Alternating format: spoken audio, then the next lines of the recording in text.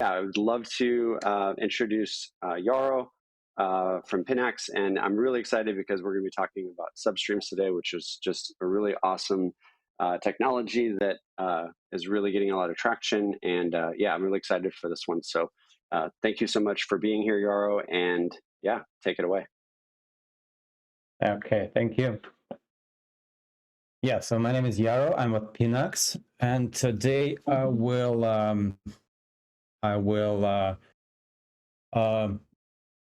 show you how to get quickly started with the Substreams powered subgraph. So we will build a simple subgraph that is Substreams powered. We will deploy it locally. We'll run some queries. We'll maybe deploy it to the studio as well, assuming we have time. So yeah, let's get started. Let's first of all, really quickly, maybe for those who are new, or maybe just to refresh the memory, just how the indexers work. So here I have a schema chart for a typical. Okay, hold on a second. So for a typical setup on an indexer nowadays, we have a graph node in the middle that is fed into with the stream of firehose blocks, blockchain block that goes via gRPC protocol from a firehose that's running on one of the firehose providers like Pinax, for example. And that stream of firehose blocks is consumed by the graph node. And the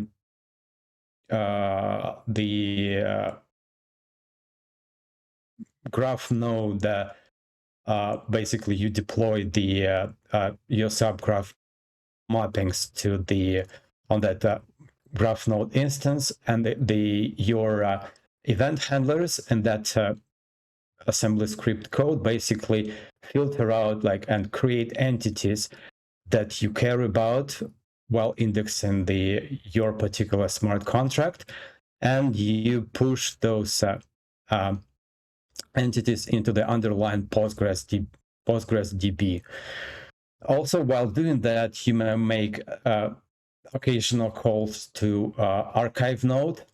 For example, it could be symbol calls or precision calls to ERC20 smart contracts, because some of that data is not in the blockchain block, so you cannot really pull it from the firehose block that you process in your subgraph. And also your subgraph also may query the IPFS node to get any additional parameters that is not stored on the main net, but rather than in the files on the IPFS node, which is quite common for some NFT smart contracts. And this way you kind of enrich your entities with all that data from the IPFS node and from the archive node, and obviously from the firehose blocks. And you basically generate those entities and you push them into the Postgres DB in your indexer setup. And then, of course, there is a user who uses GraphQL query language to query your subgraph and get the data, including the time travel node. So really powerful stuff, obviously, like most of you know about that. So this is indexing with firehose. This is basically how most of the today's subgraphs are indexed using the firehose.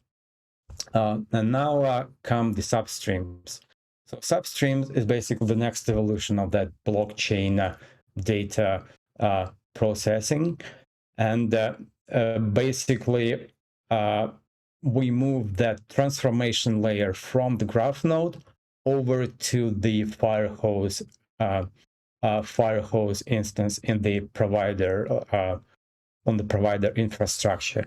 So now instead of writing the mappings and the event handlers on the subgraph, we actually write substreams that are deployed on the firehose infrastructure, Substreams powered firehose infrastructure that process all those blocks that come from Firehose and extract the entities that we care about. And after that, they're loaded on the gRPC channel and pushed into the graph node, where basically they're applied to the Postgres DB. So basically, here we kind of move that transformation layer over from the graph node to the Substream Firehose, and Substream Firehose now is in charge of all that. Also, it needs to, if it needs to make any ETH calls, like we've been doing from graph node, we actually now do them from the Firehose, from the Substreams module. So those calls are made to the archive node, and they are basically applied to your entities, and they're moved back to, well, they go along with those entities to the graph node. Other than that, on the left side, we have the same thing. We have Postgres DB and we have user. Nothing really changes here. Yeah, so this is kind of the next evolution of the indexing for subgraphs, and we can expect it to take off any minute now. So the only thing missing here right now is the IPFS node, which is kind of tricky to implement. And right now, the Stream-Fast guys are working on implementation on different ways to kind of design how it could look like. Again, most likely it will be talking, the Substream Firehose modules will be talking to IPFS node, but like, yeah, we'll see how it's gonna work. But if your subgraph doesn't need to consume any IPFS data, then this existing setup will work just fine. All right, so yeah, so this is all I wanted to talk about the subgraph indexing in general. So if you have any questions, just feel free to ask before we dive into the code.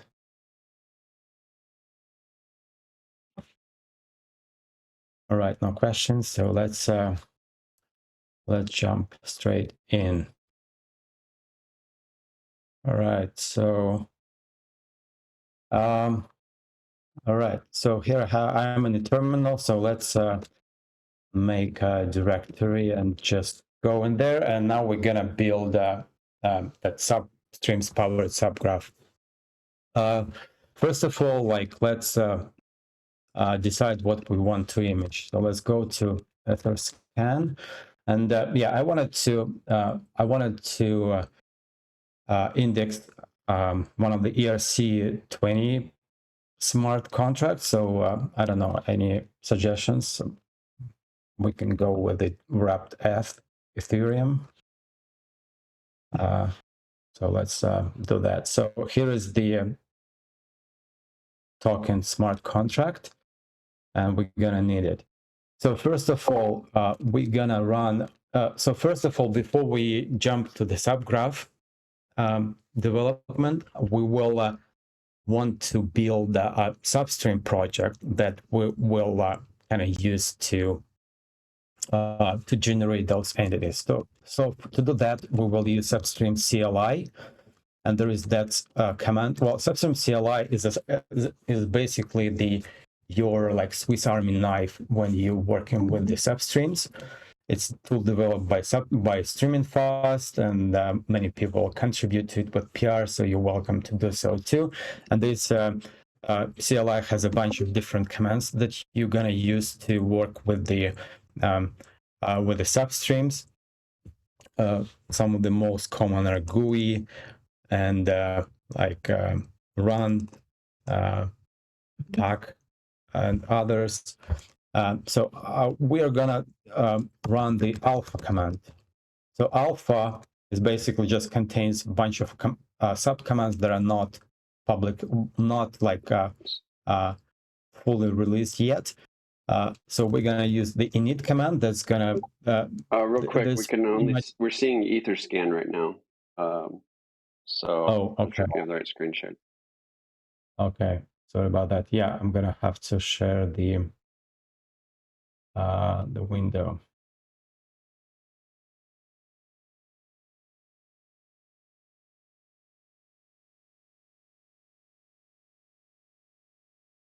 All right. There we go. So, Thank you. yeah, so we're in terminal now, and we're gonna run the substreams alpha init command, and it's right now it's an alpha, but soon, as soon as like next week, is gonna make it made it to the main command, so it's gonna be substreams init rather than alpha. And what this command is gonna do, it will just basically generate the boilerplate code and the scaffolding for the Substreams project that we're gonna use. Okay, so let's start it, and we're gonna call it like with Substream protocol. We're gonna select Ethereum, and we're gonna use it on mainnet blockchain, mainnet chain. As you can see, there are several more here, and yeah, we're gonna be adding more of those chains in there. And we're going to add more protocols as well, but right now only Ethereum and several Ethereum-based chains are supported. Now we're it's asking if we want to track particular contract. We answer yes, and here we specify the address. Go back to the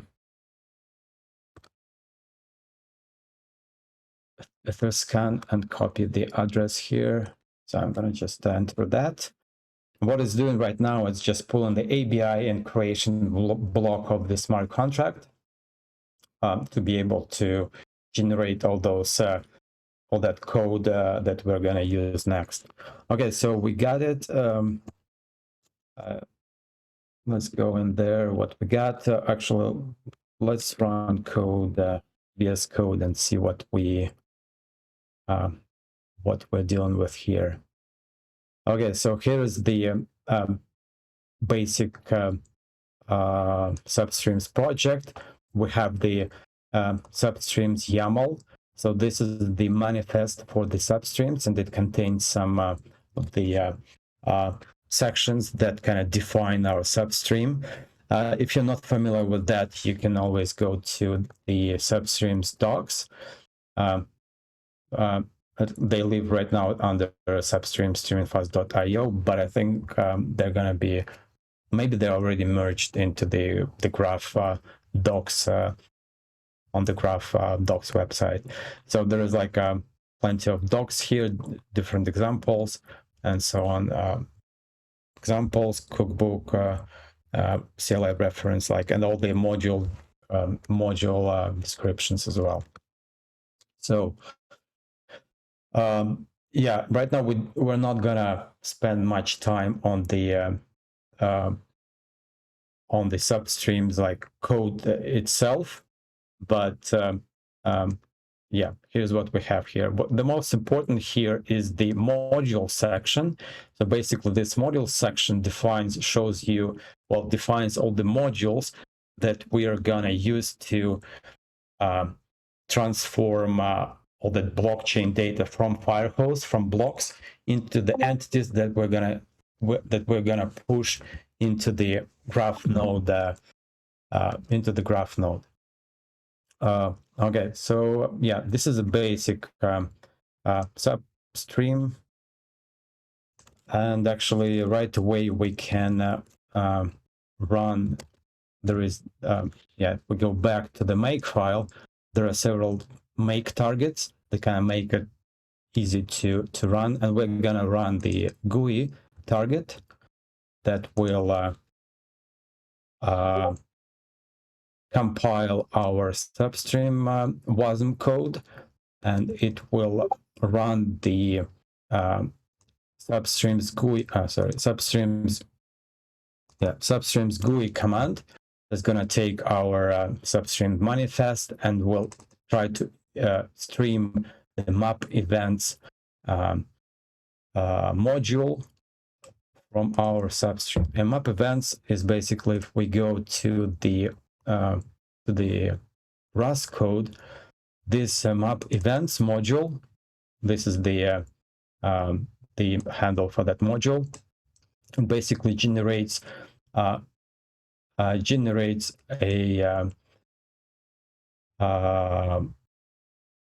events, basically a list of all the events that are produced by that smart contract right there.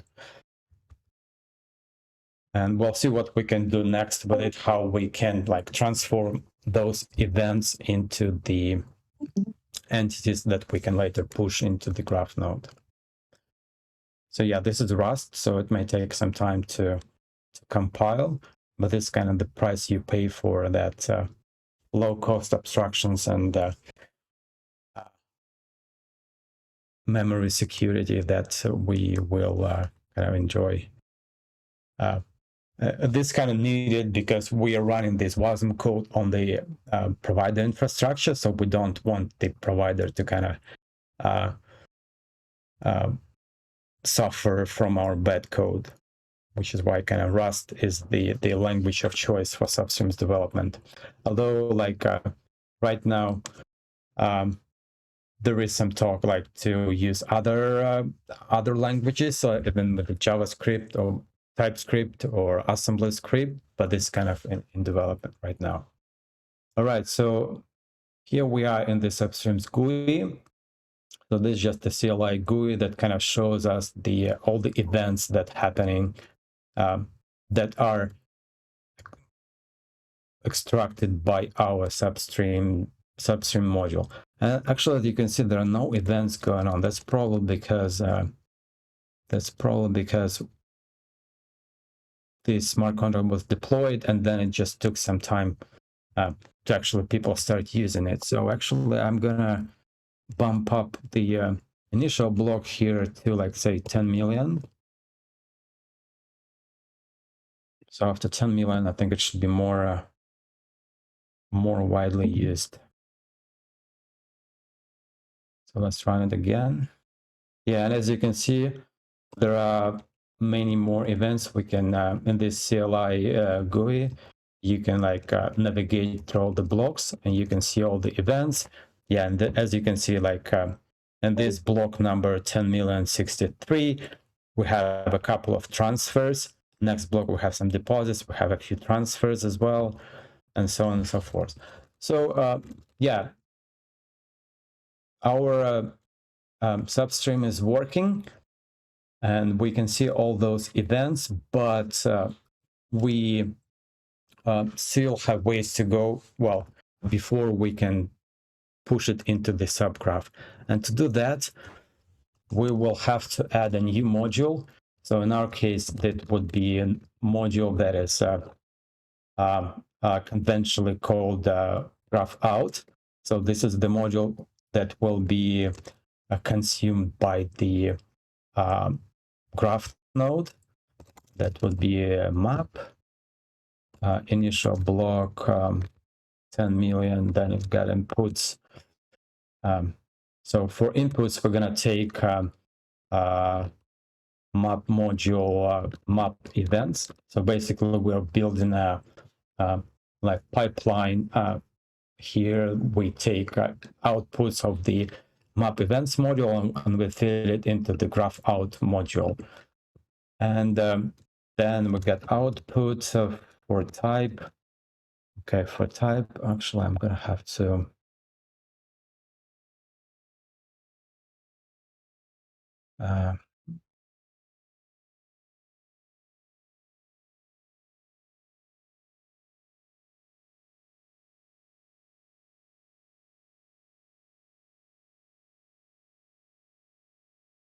so I'm just gonna copy paste from previously.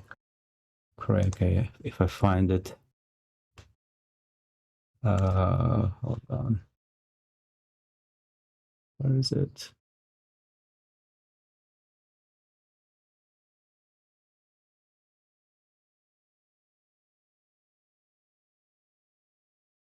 No, it's not it. Okay. Bear with me here. Okay, I found it. So yeah, for output, we're going to use the that entity changes type. So what this type protobuf type. So basically what it means is that we're going to transform in our module, we're going to transform the events into the entity changes. And entity changes is kind of standard protobuf type that graph node understands and that it can apply to our subgraph. And yeah, another thing I'm going to have to add is the definition of the entity changes here up top. And I think we're done with the manifest. So next thing we're going to have to do, we're going to have to define that module here. So that would be, okay, let me just copy paste it. It's really not that,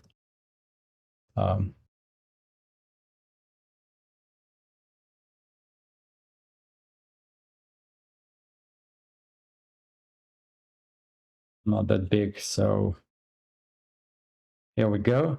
So we get graph out module definition that takes the events and results entity changes. And yeah, we're going to have to import the entity changes. So first we need to define dependency and the cargo toml.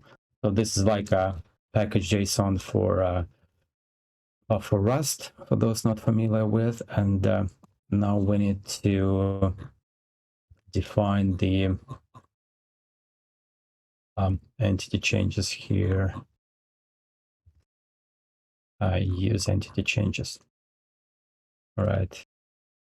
So anything missing here? So basically what we're doing here, we will just iterate through all the transfer events, and next we're gonna build those entities. And to build them, we just create that tables object, and then we apply those transformations on it, like create row that will create the transfer entity with this ID. We just want this ID to be unique, so this is all we care about. In this case, we use transaction hash and log index to build it, and then we set the from to value fields on that entity, and we use the transfer fields for that. Okay, so we're gonna have to use that. So just quick fix it. Substreams, okay. Tables, okay, tables, or table sleeve. Okay, copy paste that.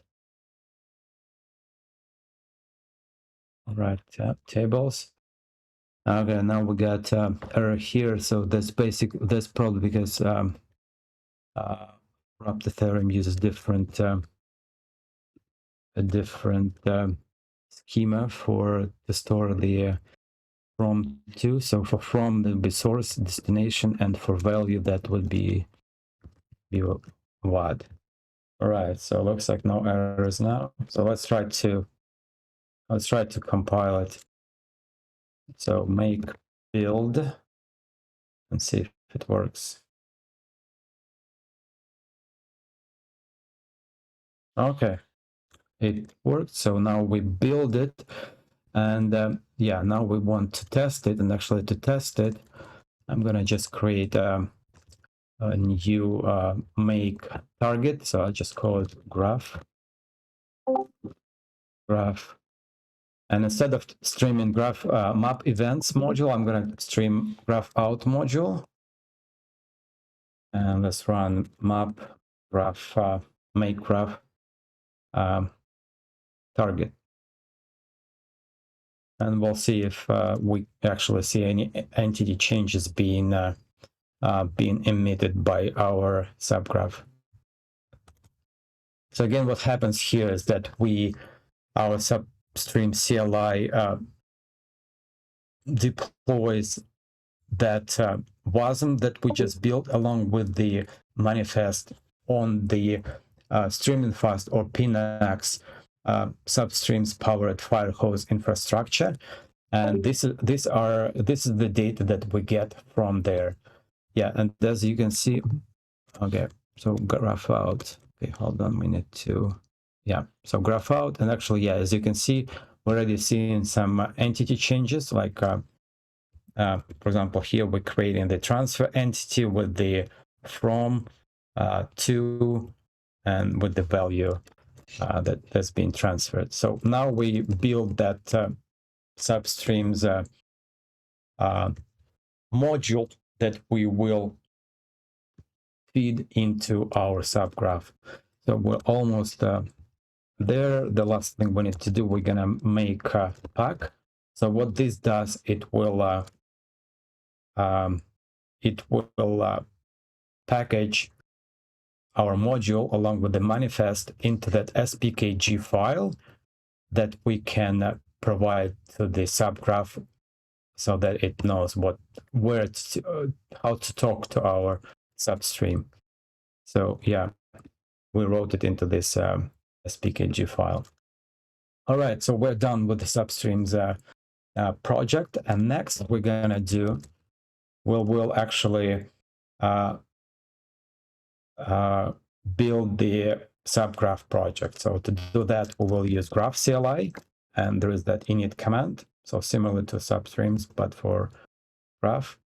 And here we select what we want, what kind of protocol we're going to use. And here we select Substream. So even though this is the Ethereum kind of blockchain we are indexing, we will still need to select Substream because it's basically a different protocol to like load the blockchain data. So here we select the Substreams, and we'll just leave the studio, and here we select, we type in wrapped if, and directory, we will just select the subgraph. Let's call it subgraph. Okay, Substream network, so we'll mainnet. All right, and here we're actually gonna have to specify the path for the SPKG file that we just generated. So this is the this should work, I think. Yeah. So what it's doing right now, it's basically building the subgraph project, and it analyzes that SPKG file and generates the protographs and boilerplate code. The only thing is missing here is that it doesn't generate the schema, GraphQL schema, but like, yeah, that's something for the graph CLI folks to add. So we'll actually see what is going to generate for us.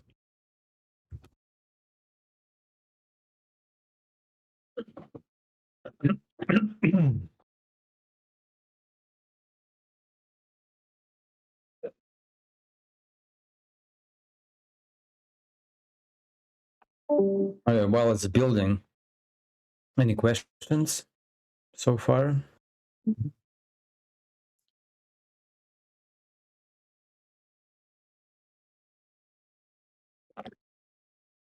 It's really cool. Yeah. Oh, sorry. Go ahead. Go ahead. Oh no, I was just going to say. Yeah. So this is kind of like alpha, right? So obviously, there's the graph CLI needs to be updated to create the schema. But what else needs to be done before this is something that that we can recommend as somewhat production ready or a little more beta? Well, it's kind of this is just like the scaffolding generation, right? So it's not something that you have to rely on. So it's something that you already can use. If you like watch that stream, for example, then yeah, it's just like something that you might need to tweak a bit more than there's some room for improvement, like some stuff that we can generate rather than have to tweak manually, but like it's already can be used as it is right now. And I think it's pretty smooth kind of developer experience. All right, so we got it here. So let's have a look at it in the in the editor. So not much going on here, just the subgraph manifest. And as you can see, there are no, the only data source here is the substream. So there are no mappings. There are no like code in our subgraph. That's because all the transformation is handled by the substream. And this kind of makes our subgraphs very lean. And Substream basically just pushes all the data directly to the like Postgres DB database, and yeah, basically the subgraph only loads the data, so transformation and extraction stays on the Substreams firehose kind of side. So here is this schema that I was talking about. So this is just example schema, and we're gonna have to write it by ourselves. So so this is the transfer entity that we've been creating with the substream, and obviously need to have an ID, and then we will write the from and to fields and the value that would be string. So ideally it should be in big decimal, but like for our simple subgraph, it doesn't really matter. Okay, and that's actually pretty much it. That's the subgraph that we have, and it's ready to deploy. Actually, to test it locally, I have the Docker set up. This is basically just the several containers, 4 containers. Actually, if we look into Docker Compose, as you can see, there is the graph node container, and there is Postgres container, IPFS container, and the web UI for the Postgres. So these 4 containers, they let me run the local indexer, basic local indexer that I can test my subgraph with. So to start, I'm going to use up-c. So what it's doing now is just starting those containers, cleaning up directory. So it may take a minute or so to spin them all up and get ready for deployment.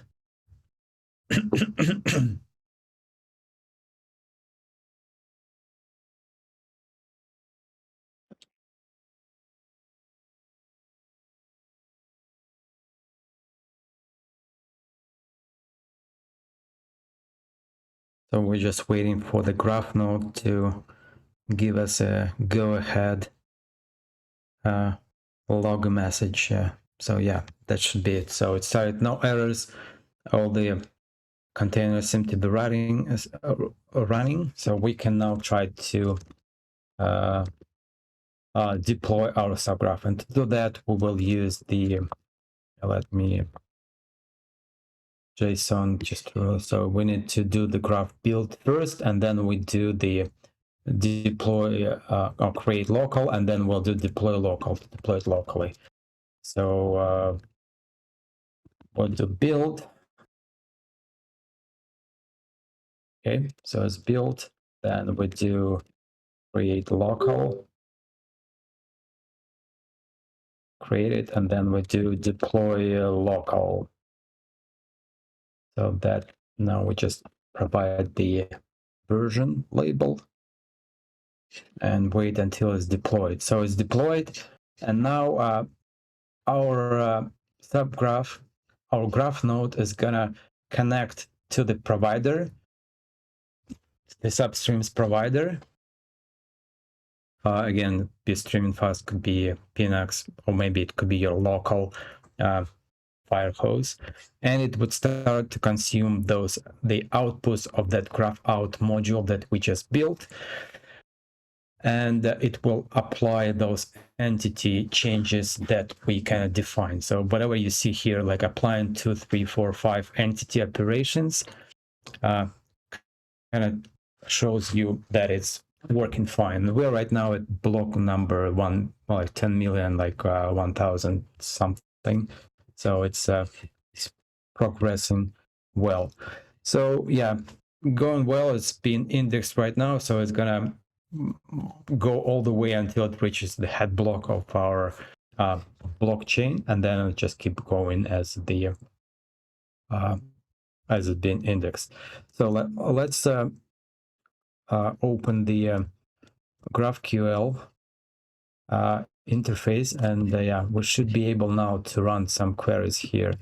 I have some already set.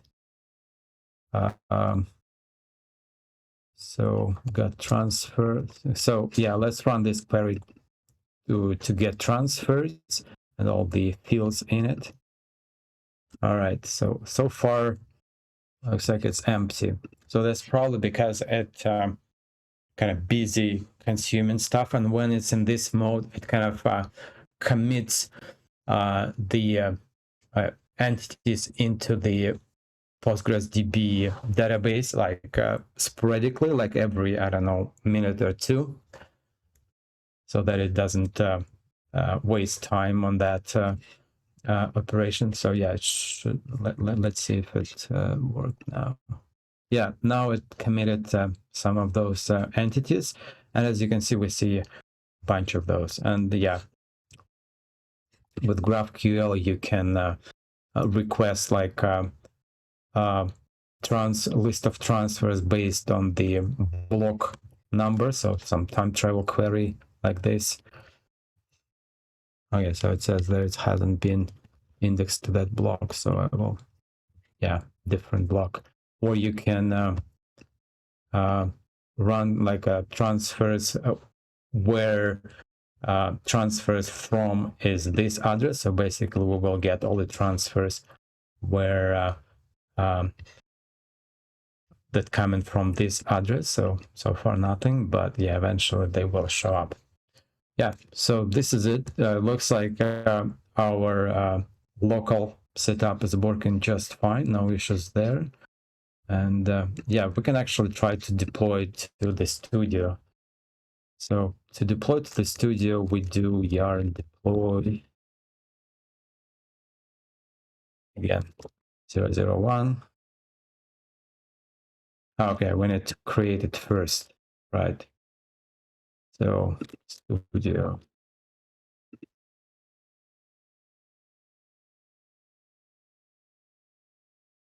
So create subgraph in the studio, call it Ethereum, create subgraph. All right, so it's all done. Okay, let's now see if we can deploy it.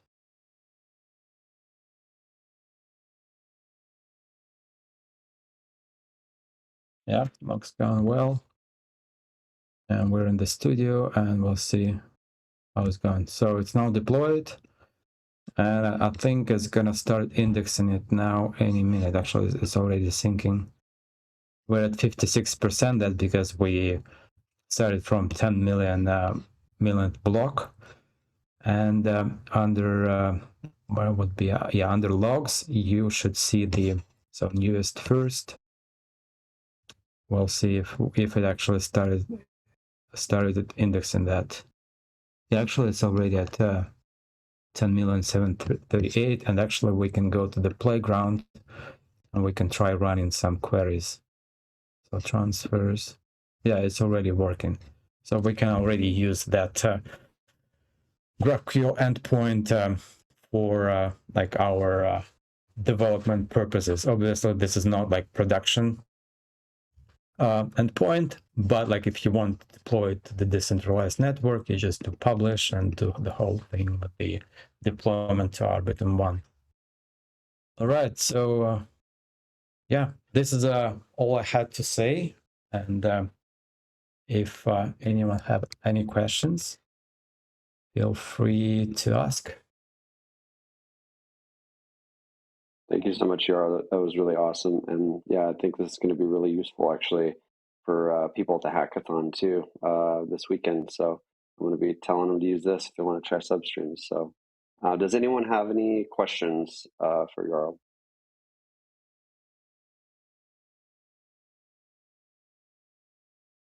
Yeah, it's a good timing too for this demo, because like today I think the graph gonna announce the docs and announce the substreams for subgraph, substreams powered subgraph production, whatever. So they're gonna publish the docs, and yeah, I heard you have if you have a hackathon somewhere, like that's also should fit in right in there.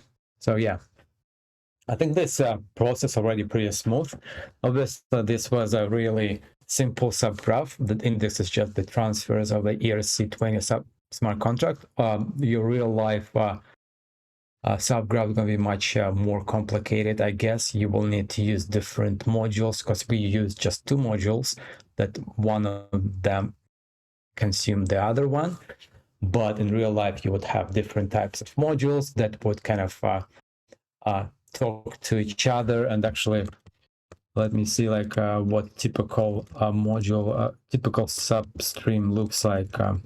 Well, not typical, but pretty, what was it? Complex.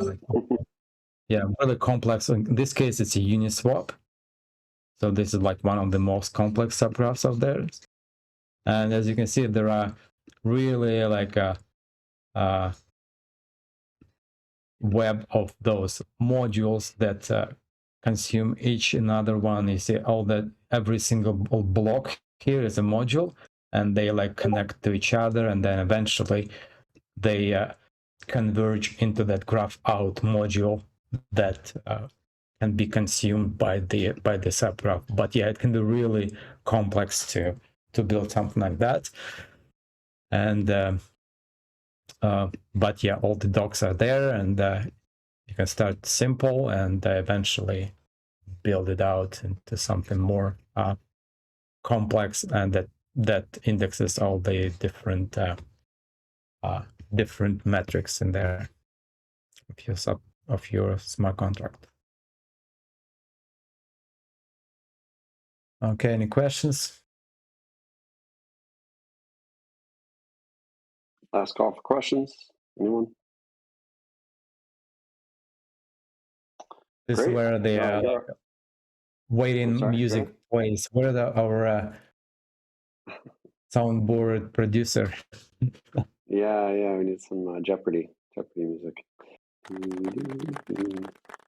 Yeah, that was really awesome, and I think like the demo you gave was really good. That's probably the best demo of Substreams that I've seen so far. So the CLI really makes it slick. So that's really cool what you guys are doing, and I think everyone is going to really like to use this. Especially now, I didn't even know it was available, so this is great. Yeah, thank you, Yar. I appreciate it. Does anyone have any other questions or things that they'd like to talk about before we end the session?